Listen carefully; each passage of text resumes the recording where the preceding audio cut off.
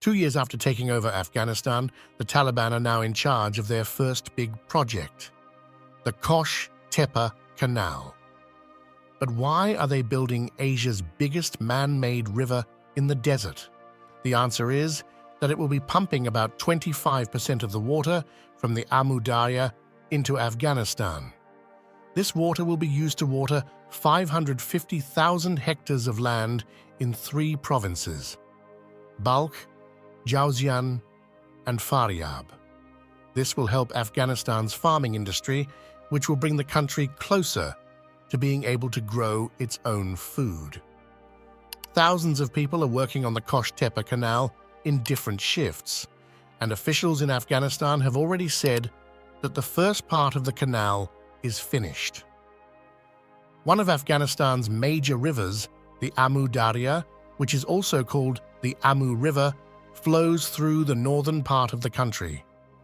It starts in the Pamir Mountains in Afghanistan and goes through Turkmenistan, Uzbekistan, and Tajikistan before ending in Afghanistan. To get to the Aral Sea, it runs for 25-40 kilometers, about half the width of the United States. In the area, it is very important to make sure that farming is successful. This is especially important for Tajikistan, Kyrgyzstan, Uzbekistan, and Turkmenistan, which depend on more than 80% of global water supplies. But Afghanistan, the place where the Amu River starts, has never really used its water supplies in a modern way.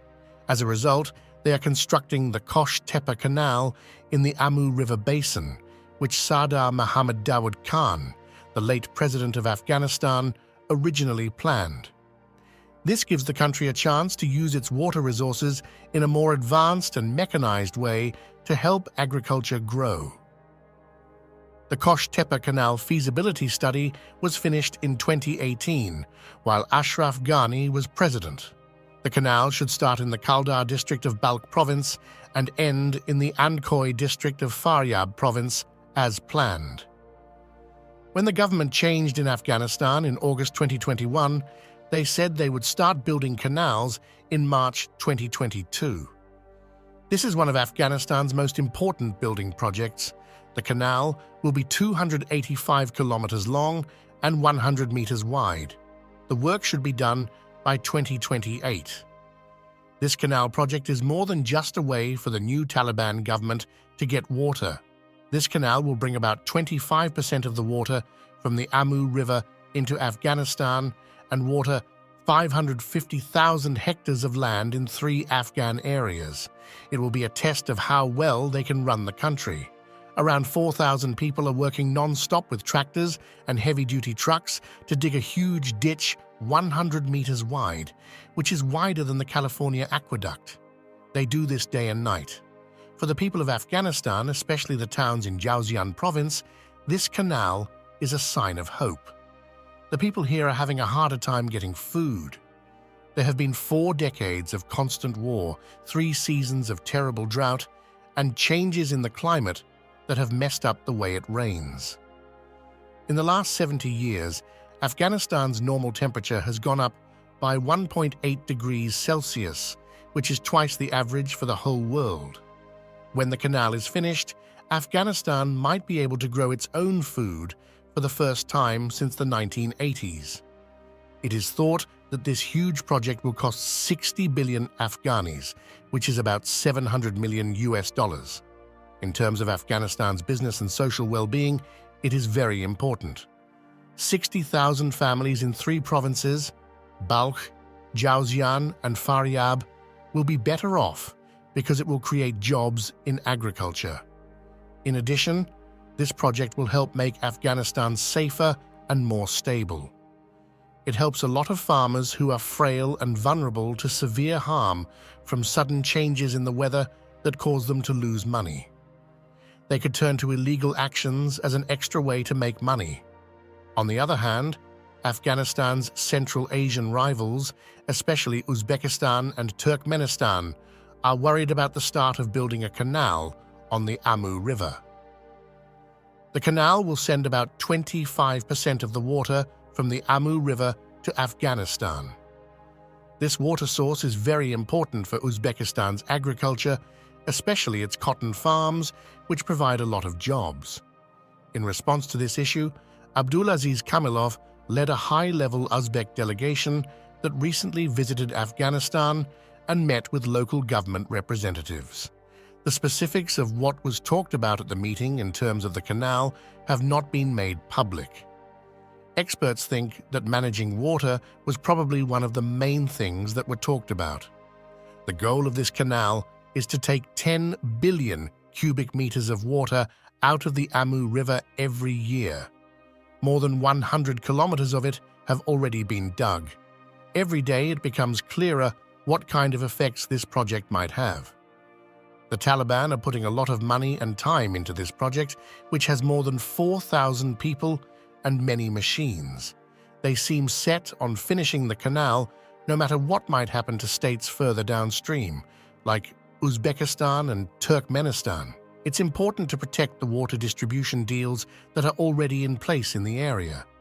If there are disagreements, it could cause a diplomatic crisis that would isolate the Taliban even more and make security in the area even worse. That's why the Uzbek delegation stressed the need to build the canal while following current legal standards. However, fitting such a huge project into the current legal framework brings up many questions. In the past, the Soviet Union and the Afghan government came to an understanding about the Amu River in 1946. These deals did not, however, talk about sharing water on the Amu River. Later, deals like the post-Soviet Almaty Agreement did not include Afghanistan as a signatory. This gave the Central Asian states a lot of freedom to develop the basin's water resources. It led to the building of the huge Karakum Canal, which brings most of Turkmenistan's water. It also sped up irrigation projects near the river's mouth, which cut down on the amount of water that went into the Aral Sea. The Almaty deal, which is based on Protocol 566 from the Soviet era, controls the basin right now. It assumes that Afghanistan will divert only 2.1 billion cubic meters of water, which is a lot less than the 10 billion cubic meters that the Qosh Tepa Canal could take. The project to build the Qosh Tepa Canal, which will divert water from the Amu River, is having big problems and could have bad results. Uzbekistan is worried about how this will affect its cotton business and how the drying out of the Aral Sea will cause problems with health and the environment. Turkmenistan also depends on the Amu River a lot, but they are having trouble getting enough water.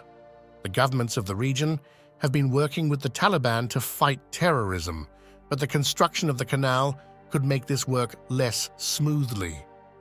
Also, the construction of the canal could lead to settlements by groups with ties to the terrorists, which could make the area closest to the borders of Central Asian nations even less stable.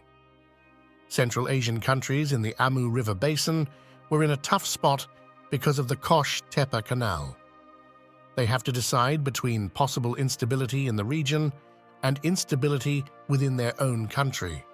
They have to weigh the pros and cons of having a happy and stable Taliban in northern Afghanistan against the costs their own people might have to pay if the Amu River's water supplies are further restricted. While Uzbekistan's current position and Turkmenistan's lack of a clear position may show that they have different objectives, harmony in the area versus internal stability, due to how quickly the project is moving forward, Uzbekistan and Turkmenistan may not have had time to fully prepare their diplomatic replies. What do you think about this project? Do you think it will change the future of Afghanistan and its people, or do you think it will make things less stable in the area? Please subscribe to our channel and don't forget to hit the like button.